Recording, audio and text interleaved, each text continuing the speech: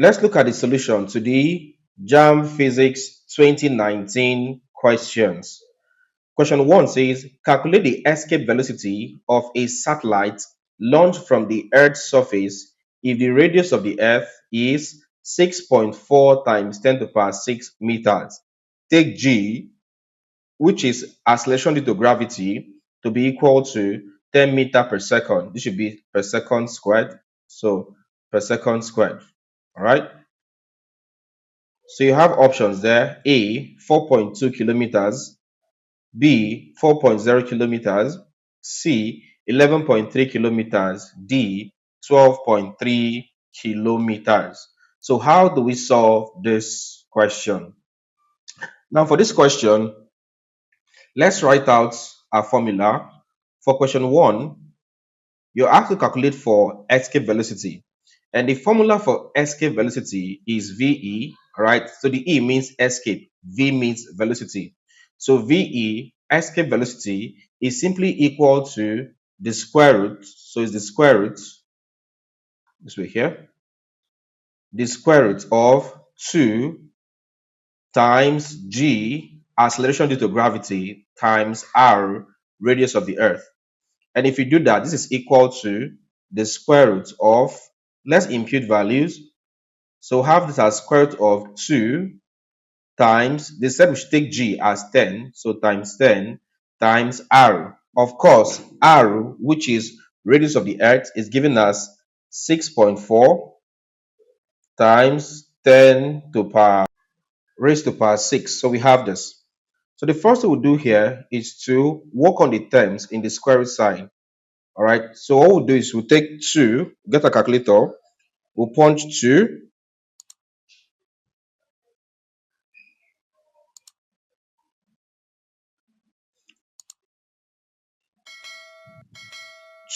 times 10 times 6.4 times 10 to the power 6. If you punch that correctly, you have your answers 128 million. That's 128,000,000. All right. Let's take the square root of this. So the square root of 128 million. If you punch that correctly, your answer gives you 11313.7085. This would be in meters. Now the answers were given to us in kilometers. So to convert this to kilo, what do we do? So escape velocity VE is equal to, for kilo, move these 3 times to the left. So you have 1, 2, 3. That's here. So it becomes 11, this 0.3 in kilometers. So you have this. So the correct answer there is 11.3 kilometers. That is the escape velocity. The correct option there is C, 11.3 kilometers. Question 2. The distance between two successive crests of a wave is 15 centimeters and the velocity 300 meters per second. Calculate the frequency. You have option A, option B, option C, and option D. So which of these is the correct answer? Now, first things first, let's take down parameters. It said distance between two successive crests of a wave. When we say successive crest, what comes to mind is the wavelength. So they're giving you wavelength, lambda, distance between two successive crests. The value there is given as 15 in centimeters. Our task would be convert this from centimeters to meters, which means divided by 100. So 15 divided by 100. If you do that, you have your answers 0.15 in meters. We've gotten this in meters. They also said velocity V is equal to 300. The 300 is in meters per second. So you have 300 meters per second. You have to find the frequency. Frequency is unknown. So I'll use question mark there. Now let's recall the formula for this question. Recall that velocity V is equal to frequency times wavelength. And to get frequency, divide here by wavelength, divide here by wavelength. This cancels this. So frequency will be equal to the ratio of velocity to wavelength. And when you do that, velocity, the value for the velocity is, and that's equal to 300 all over 0.15. And if you punch this correctly, 300 divided by 0.15, the answer there is 2000. So I'm having 2000. We have to find frequency. Frequency is measured in hertz. So it becomes 2000 hertz. All right. Okay, so this is expressed in index form. 2000 is same thing as saying this is equal to 2 times 1000 hertz. And as we know, 1000 is 10 to the power 3. So this is simply 2 times 10 to the power 3. 1000 is 10 to the power 3. So if you bring this up, this becomes 2 times 10 to the power 3 hertz. So this is the value in index form, 2 times 10 to the power 3 hertz. So B is the correct answer. Next up, number 3 says PHCN measures its electrical energy in. PHCN is Power Holding Company of Nigeria, all right? They said it measures its electrical energy in what unit? A, kilowatt hour, B, watt hour, C, joules, D, watt. The correct answer is A, kilowatt hour, all right? Take note that PHCN, Power Holding Company of Nigeria, measures its electrical energy in kilowatt hour. That's the correct answer. Next up, question 4. 4 says, which type of motion do the wheels of a moving car undergo? A, rotational and translational motion. B, rotational and oscillatory motion. C, translational and rotational motion. D, vibratory and translational motion. So for question 4, let's consider a moving car. Question 4, let's say we have a car this way. All right, so you have a car. Let's include the wheel. So here's your first wheel, and then a second wheel. You have this. All right. Let's say this car is moving. Sorry that the first wheel is bigger than the second wheel. All right, but don't mind the diagram. Now, I assume this car is moving this way here towards the right. All right. If this car is moving towards the right, two things happen. The first thing is that this car, the wheel, all right, here's the wheel. The wheel will be rotating this way about its axis. So it undergoes rotational motion. All right, it undergoes rotational motion, also called circular motion if you want to. Now, circular motion because this wheel will be rotating this way, all right, around its axis. Again, number 2, this for this car to move towards the right, as we said, the wheel must go forward.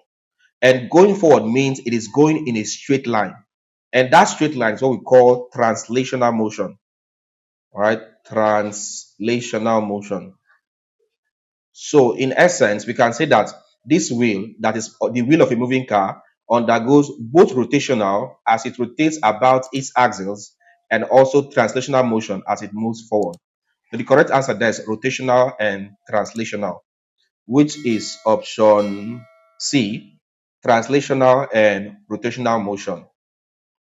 Question 5 says, what type of reaction is represented by the equation? You have this.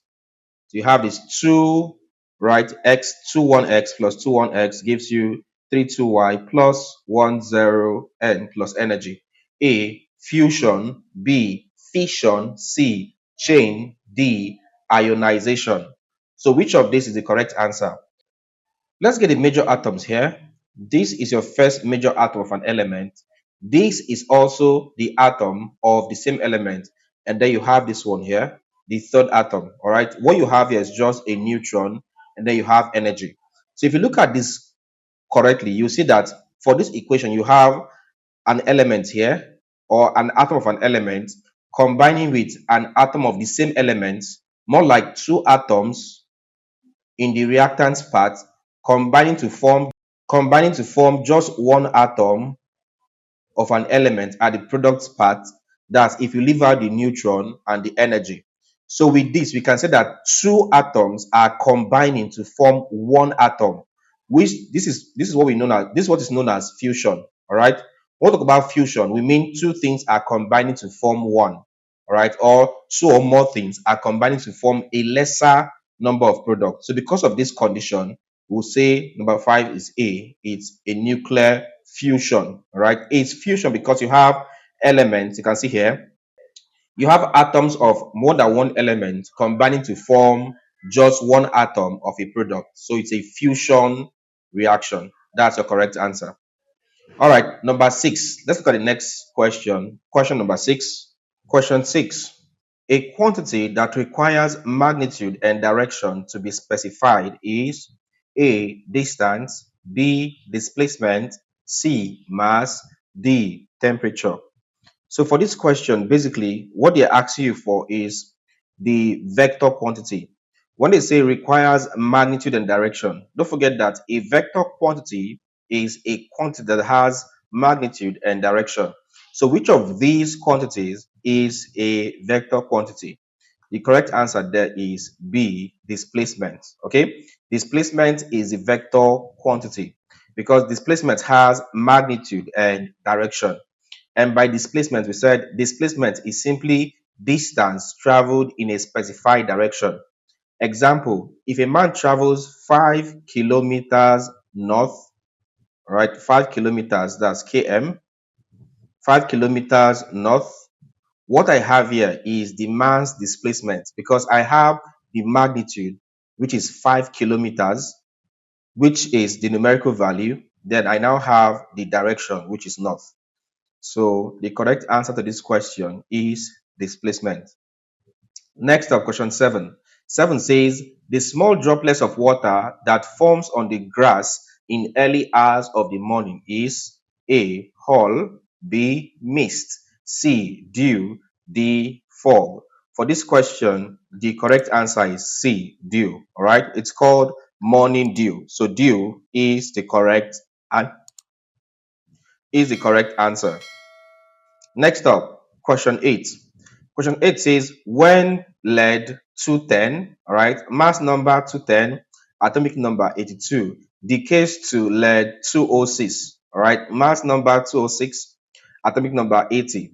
It emits A, an alpha particle, B, one beta particle, C, one alpha and one beta particle, D, two alpha and two beta particles. Now, if I compare this PB lead 210, and then you have 82 here. Compare this to what we have as a final product, which is PB, same lead, but this is now 206, and you have here as 80. What do you observe from this one here and this? Observe that for the product here, you have 206. This particular lead or isotope of lead has lost 4 from this. All right, so you have that 210 minus 4 gives you 206. So that means you have a 4 there as a mass number. Again, looking at the atomic number, this is 82, this is 80. All right, this is 80. That means 2 is missing. So you can put 42. What we have here, 42, is simply helium. That's this. And what we have here is simply an alpha decay. All right, this is an alpha decay. Now, alpha particles are basically helium atoms. That's helium 4 and then 2 here. So for this question, it has lost just one helium, all right? Because 82 minus 2 gives you this 80, and then 240, and then 210 minus 4 gives you this 206. So it has lost just one helium or one alpha particle. That's the correct answer. So let's see which option that is. An alpha particle. The correct answer is A, an alpha particle.